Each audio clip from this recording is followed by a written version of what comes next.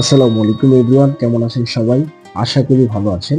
আজ আমি আপনাদের মাঝে আরো একটি নতুন ভিডিও নিয়ে হাজির হলাম। আমার আজকের ভিডিওটি হচ্ছে মিসিসিপি পাবলিকেশনস কর্তৃক প্রকাশিত যে মানচিত্রের সহজপাঠ বইটি রয়েছে, সেই বইটি এখন আমরা দুইটি ভাগে ভাগ করে, একটি হচ্ছে মানচিত্রে বাংলাদেশ প্রসঙ্গ, আরেকটি হচ্ছে মানচিত্রে আন্তর্জাতিক প্রসঙ্গে তৈরি করেছি।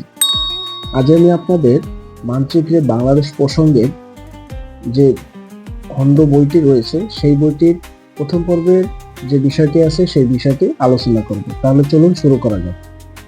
এই বইটির প্রথম পর্বে রয়েছে 1947 সালের পূর্বের বাংলার গুরুত্বপূর্ণ ইতিহাস। এখানে একটি ছোট ম্যাপ আকারে রয়েছে। এই ম্যাপের মধ্যে আমরা দেখিয়ে দিয়েছি এখানে কয়টি রাজ্য ছিল।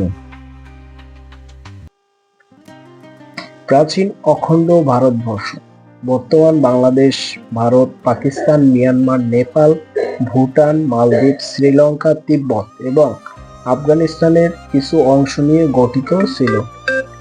একক এই অঞ্চলের বিশালতার কারণে প্রাচীন অখণ্ড ভারতবর্ষকে ভারতীয় উপমহাদেশ বলা হতো। প্রাচীন ভারতের সাম্রাজ্য প্রতিষ্ঠার সূচনা লগ্ন ছিল খ্রিস্টপূর্ব 6ষ্ঠ শতকে। এর আগে সমগ্র ভারতে ছিল বিভিন্ন গোত্রভিত্তিক বা উপজাতীয় ক্ষুদ্র ক্ষুদ্র রাজ্য। খ্রিস্টপূর্ব 6ষ্ঠ শতকে এই ক্ষুদ্র ক্ষুদ্র রাজ্য থেকে সৃষ্টি হয় জনপদের এবং এই সময় 16টি প্রধান জনপদের পরিচয় পাওয়া যায়।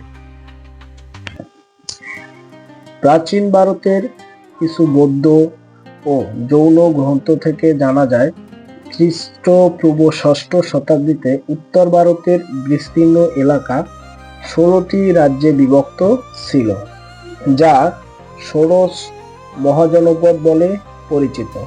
ষোড়শ মহাজনপদের মধ্যে 4টি অঞ্চল ছিল প্রধান, যথা মগধ, ভৎস, অবন্তী এবং কোশল। 16টি জনপদের মধ্যে মগধ জনপদ ধীরে ধীরে প্রাধান্য বিস্তার করতে শুরু করে।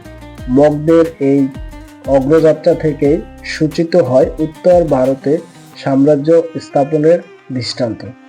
এই সূচনা থেকেই ভারতের প্রধান সাম্রাজ্য স্থাপন করতে প্রয়াসী হন চন্দ্রগুপ্ত মৌর্য।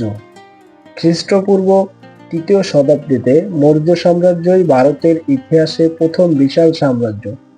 মহামতি অশোক মৌর্য সাম্রাজ্যের ভিত্তিকে মানবতার নীতি সমন্বয়ে দৃঢ় করতে সক্ষম হন।